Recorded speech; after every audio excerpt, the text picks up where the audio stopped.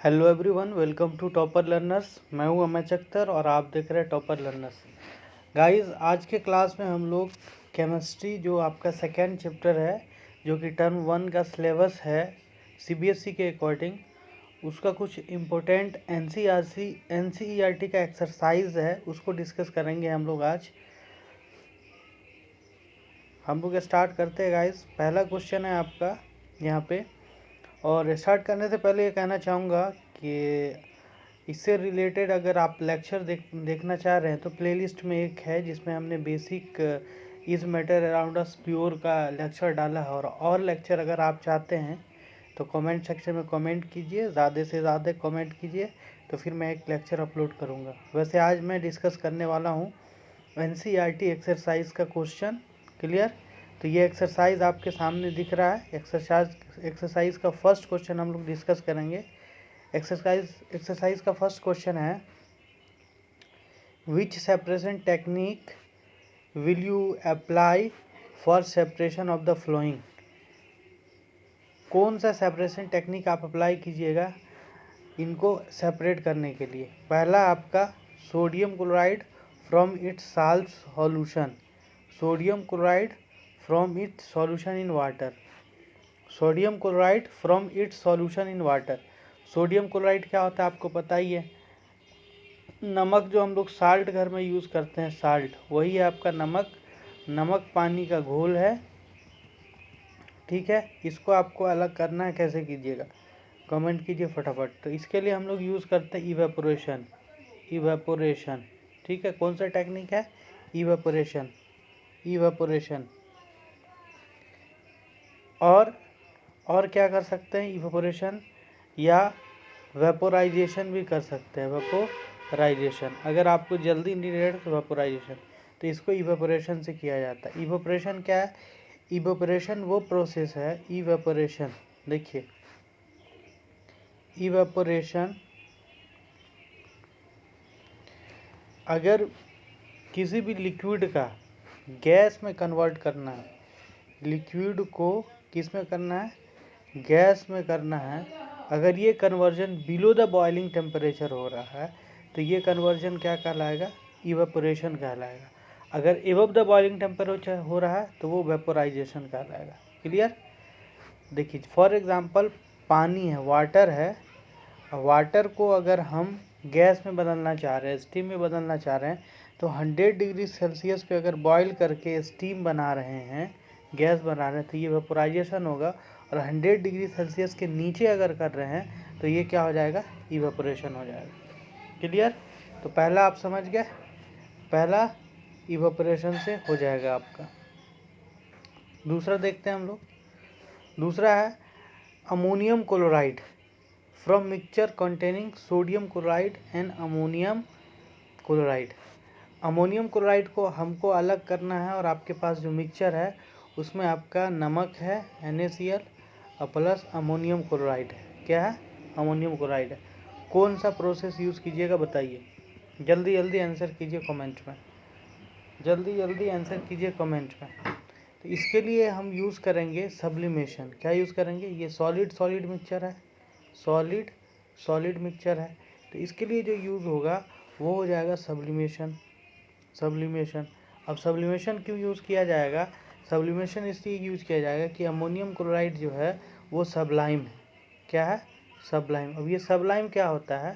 तो सबलाइम वो सब्सटेंस है, सबलाइम वो सब्सटेंस है, वो मैटर है जिसको हीट करने पे वो क्या हो जाए? डायरेक्ट गैस में बदल जाए, बिना लिक्विड में बदले हुए। जैसे आपका कपूर हो गया, कैम्फर जिसको बोलते हैं, नेपथलीन हो गया, नेपथलीन बॉन्ड, उस आयोडीन हो गया, इन सबको जब आप हीट कीजिएगा तो ये डायरेक्ट गैस में कन्वर्ट हो जाता है। कैम्फर, कपूर को कभी घर पे आप करके देखना, ये आपका डायरेक्ट किस में कन्वर्ट हो जाएगा? गैस में कन्वर्ट हो जाएगा। तो अमोनियम क्लोराइड को कौन सा? सोडियम क्लोराइड और अमोनियम क्लोराइड में अगर अलग करना है तो हमको कौन सा? Sublimation process. क्या प्रोसेस? सब्लिमेशन। क्या? Sublimation process. इसमें जब हम हीट करेंगे, मान लीजिए ये आपका चाइना डिश है, इसमें आपका मिक्सचर है, इसको नीचे से हीट दिए, हीट देने के बाद क्या होगा? अमोनियम क्लोराइड गैस के फॉर्म में, इसमें डिस्टिलेशन फ्लास्क जो है उल्टा रख देंगे, ठीक, ऐसे कर्टन डाल करके।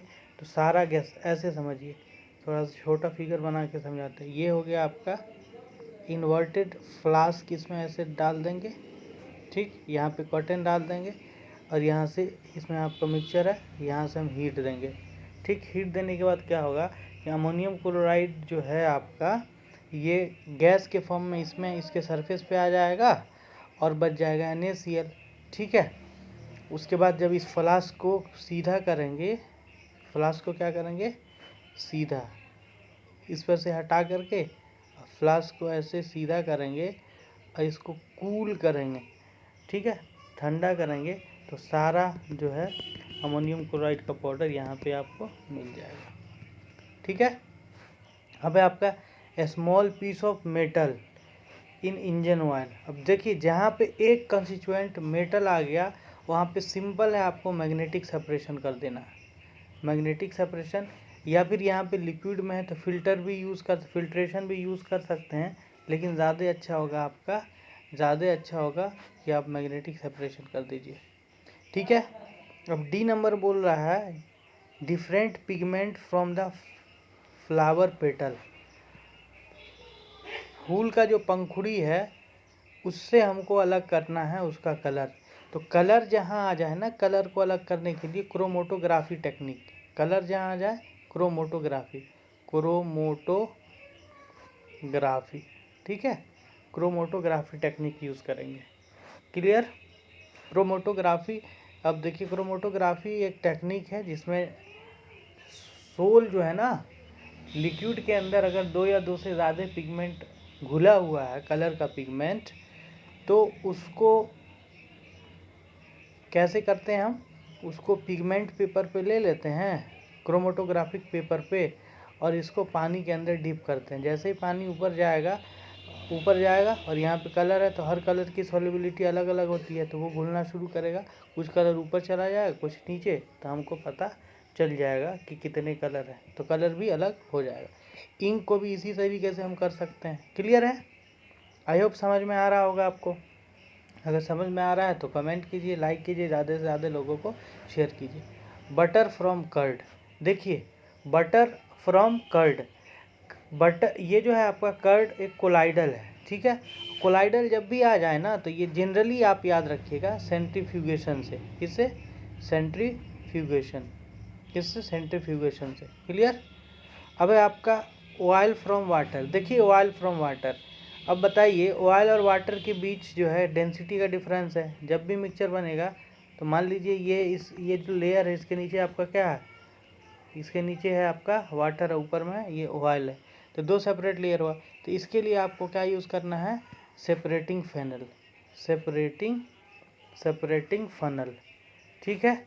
जब भी इमिसिबल लिक्विड आए, क्या है, इमिसिबल लिक्विड मिक्सचर आए और कैसा हो, इमिसिबल हो, तो हमको क्या यूज़ करना है, हमको यूज़ करना है सेपरेटिंग फनल, ठीक है।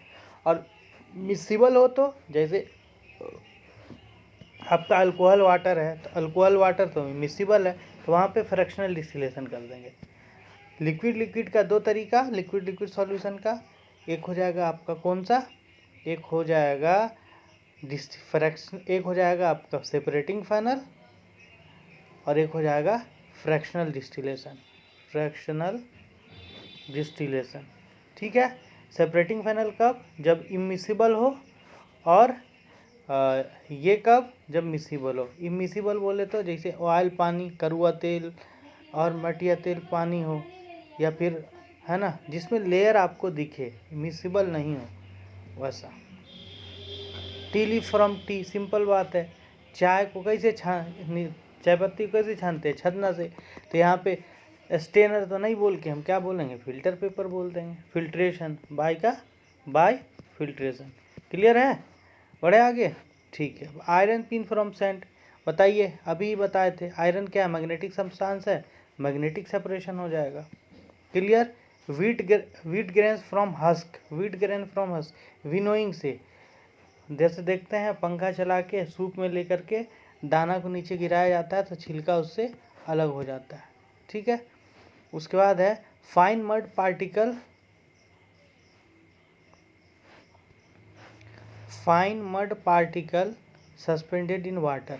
Fine mud particle suspended in water, ये भी आपका क्या हो जाएगा, इसको आप फिल्ट्रेशन से भी कर सकते हैं और ज़्यादा अच्छा रहेगा सेंट्रीफ्यूगेशन से कीजिए, ठीक है, सेंट्रीफ्यूगेशन में जल्दी हो जाएगा। तो ये था आपका first question, I hope clear हुआ होगा कॉन्सेप्ट। अब देखिए बढ़ते हैं अगले प्रश्न की तरफ। देखिए अगला प्रश्न बोल रहा है, right the step you would use making tea, use the word solution, solvent, solute, dissolve, soluble, insoluble, filter and residue. ठीक है, हमको स्टेप बताना है और इसमें बताना है वर्ड यूज़ करके कि सॉल्यूशन क्या है, सॉल्वेंट क्या है, सॉल्यूट क्या है, डिज़ोल्व क्या हुआ है, सॉल्युबल कौन सा है, इनसॉल्युबल कौन है, फिल्ट्रेट क्या है और रेसिड्यू क्या है। देखिए एक चाय बनाते हैं हम लोग, सिंपल बात है, तो चाय बनाने में पानी लेंगे तो पानी क्या हो गया, सॉल्वेंट हो गया, ठीक है। उसके बाद सॉल्यूट, चीनी लेंगे तो चीनी क्या हो गया, सॉल्यूट हो गया।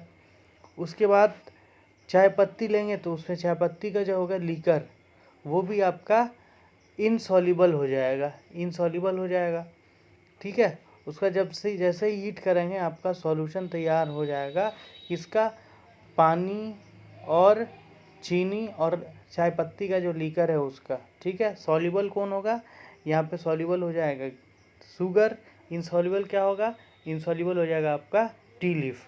क्लियर। अब फिल्ट्रेट की बात कर रहा है, अब तैयार हो गया चाय, अब सर्व करना है तो क्या कीजिएगा, ऐसे ही कर दीजिएगा, छानिएगा उसको, चाय पत्ती को छानिएगा, किससे, चाय छन्नी से, स्टेनर से। तो क्या होगा कि स्टेनर से जब पास कराइएगा ये सॉल्यूशन को, तो इसमें जो आपका है चाय पत्ती रह जाएगा, चाय पत्ती क्या होगा, चाय पत्ती रह जाएगा, और वापस बाहर क्या चला आएगा, वो हो जाएगा आपका, देखिए फिल्ट्रेट हो जाएगा आपका टी, ठीक है, और रेसिड्यू क्या हो जाएगा, टी लीफ। क्लियर। तो इसको जो बनाते हैं हम उसमें बस ये टर्म यूज़ कर देना। क्लियर है। अब चलते हैं अगले क्वेश्चन की तरफ। अच्छा क्वेश्चन है ये वाला, देखिएगा क्वेश्चन नंबर 3 अच्छे से देखिए। इसमें प्रज्ञा tested the solubility of 3 different substances at different temperature and collected the data given below। solubility check कर रही है, क्या होता है solubility, जल्दी जल्दी आप लोग कमेंट कीजिए, what is solubility, what is solubility, comment कीजिए। solubility होता है 100 ग्राम सॉल्वेंट में कोई भी सॉल्यूट कितना घुल सकता है मैक्सिमम, या कितना ग्राम घुलेगा जो कंसंट्रेटेड हो जाए, ठीक है, उसको बोलते हैं सॉल्युबिलिटी। अब चेक किए वो, जैसे पोटेशियम नाइट्रेट है आपका, क्या है, सॉरी पोटेशियम नाइट्रेट, देखिए पोटेशियम नाइट्रेट है, पोटेशियम नाइट्रेट 283 केल्विन पे, 293 पे, 313 पे और 333 और 353, इस पे हमको चेक करना है। पोटेशियम नाइट्रेट 283 पे 21 ग्राम, 293 पे 32 ग्राम, 313 पे 62 और क्या है 333 पे 106, 353 पे 167, ठीक है। उसी तरीके से सबका दिया हुआ। क्लियर। ये टेम्परेचर, ये सॉल्युबिलिटी है कि इतना घुल सकता है। 21 gram potassium nitrate 100 gram water में 83 डिग्री सेल्सियस पे घुल सकता है। इसका मतलब यही है। इसका मतलब क्या है कि जैसे 21 ग्राम दिया है ना, तो 21 ग्राम जो है पोटेशियम नाइट्रेट ये घुल सकता है 100 ग्राम वाटर में, कितने डिग्री सेल्सियस पे, 283 पे। जैसे ही टेम्परेचर बढ़ाएंगे सॉल्युबिलिटी बढ़ जाएगा।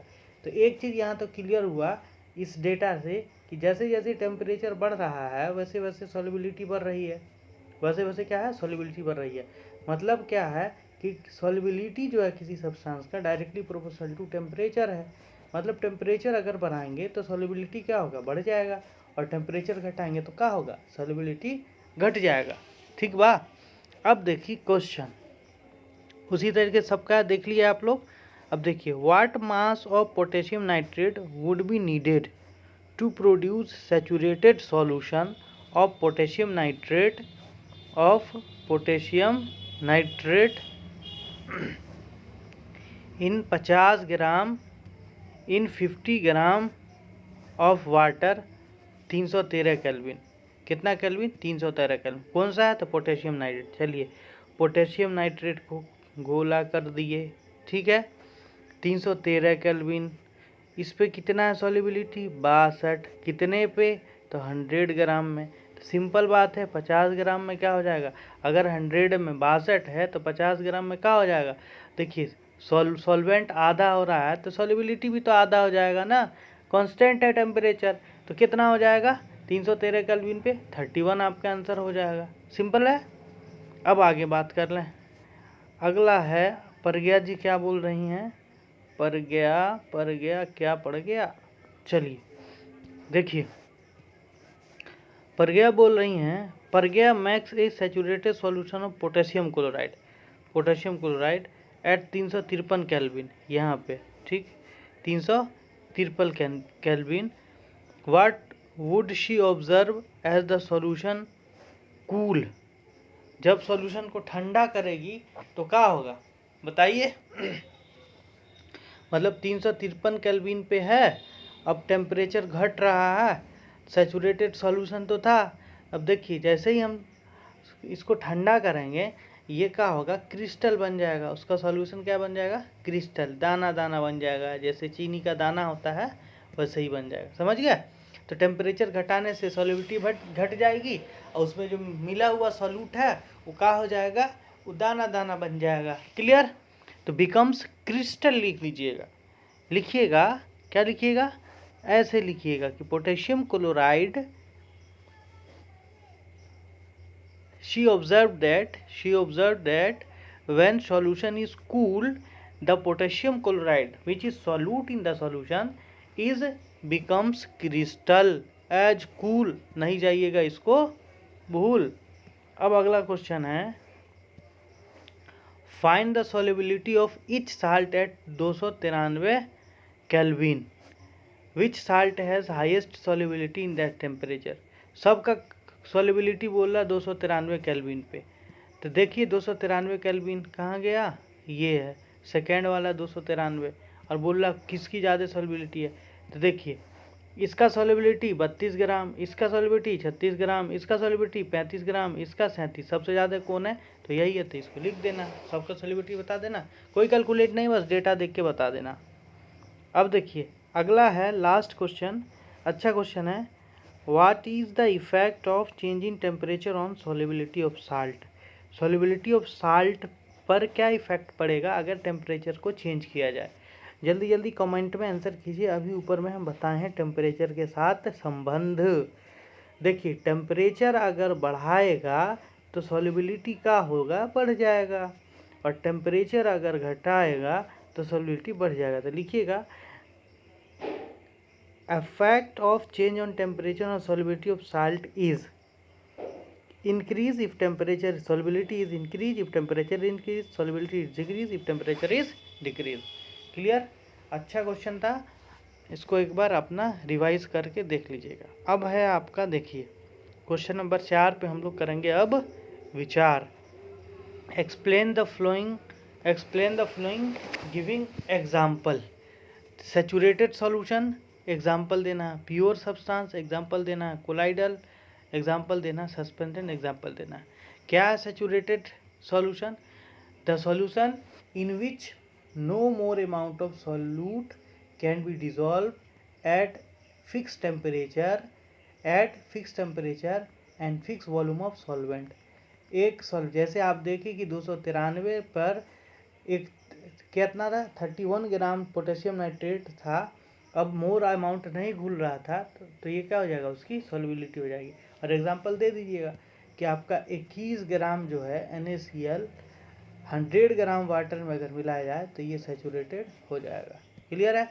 अब प्योर सब्सटेंस बताइए। The substance which is made up of single kind of atom और 2 and more than 2 kind of atom अगर होगा तो but in fix ratio. Example element जितना है और कंपाउंड जितना है, आप बतेरा एग्जाम्पल दे दीजिए, sodium potassium, sodium carbonate, magnesium carbonate, colloidal. ये सिंपल बात है, ये दोनों क्या है, हेट्रोजीनियस मिक्सचर है।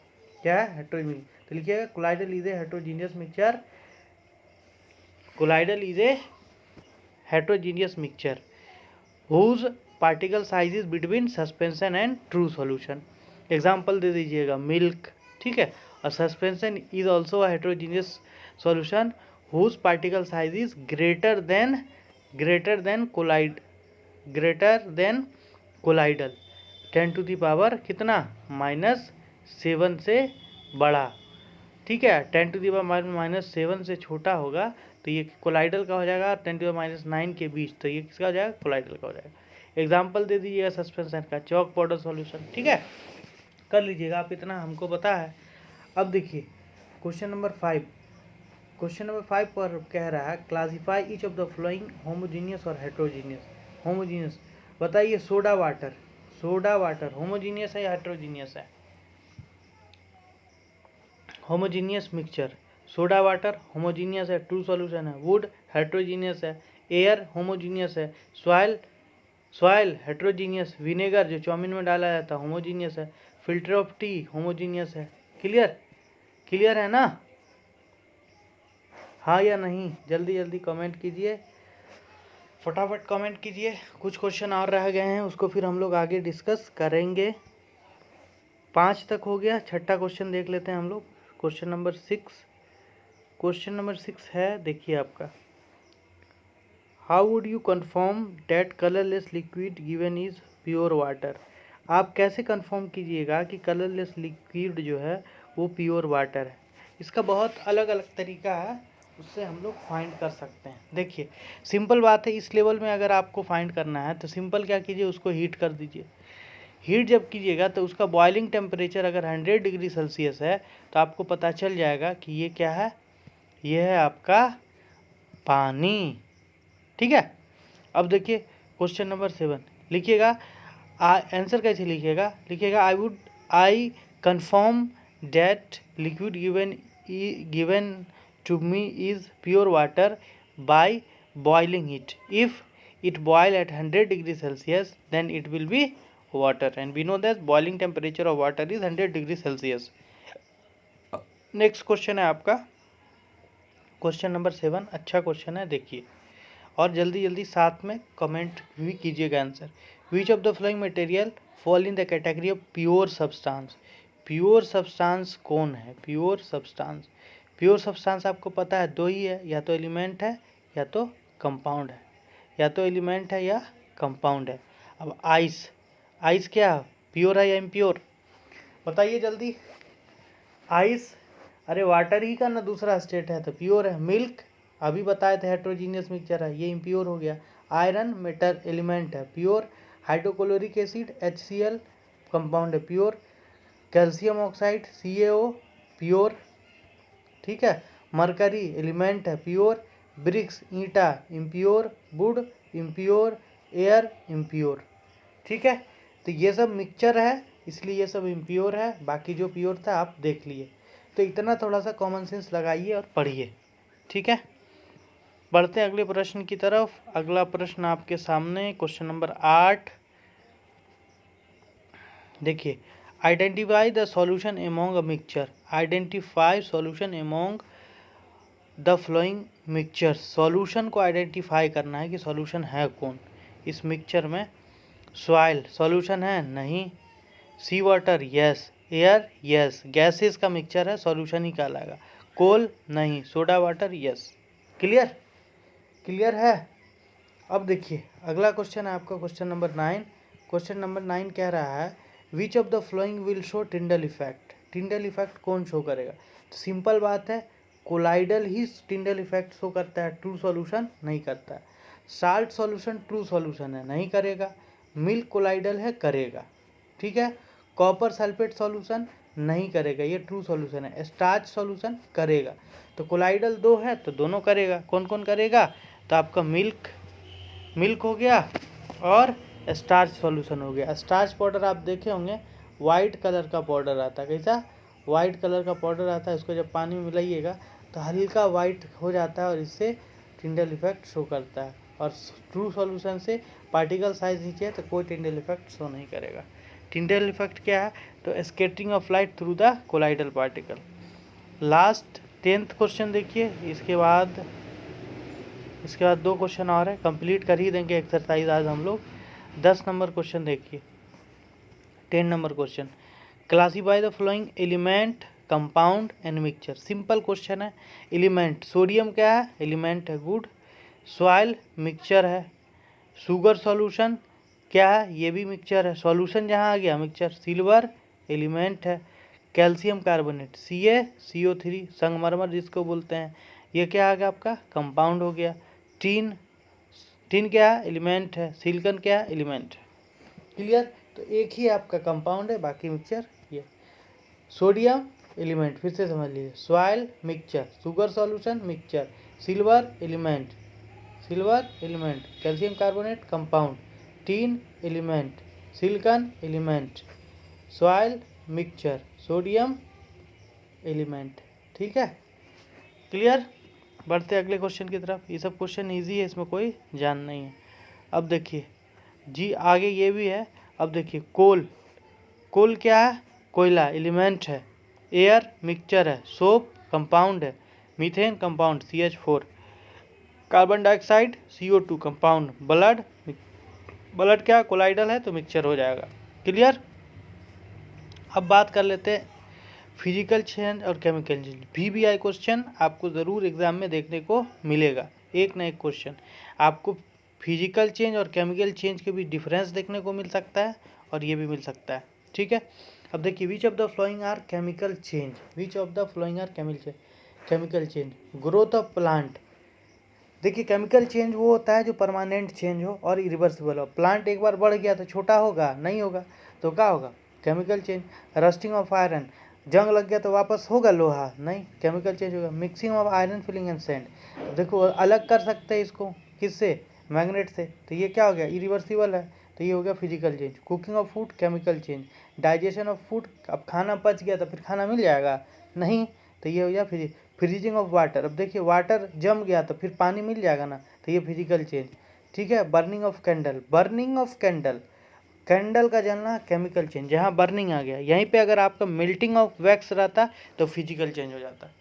ठीक है, आई होप आपको समझ में आया होगा। जो डाउट अगर हो तो आप कमेंट सेक्शन में कर सकते हैं। आज के लेक्चर में बस इतना ही। अगले लेक्चर में फिर हम लोग डिस्कस करेंगे जोन सा टॉपिक आपको नहीं समझ में आ रहा सेकेंड चैप्टर में, आप एक बार कमेंट कर दीजिए, आपका जो प्रॉब्लम है उसको दूर किया जाएगा। ठीक है, ओके, मिलते हैं नेक्स्ट लेक्चर में। Okay, bye bye.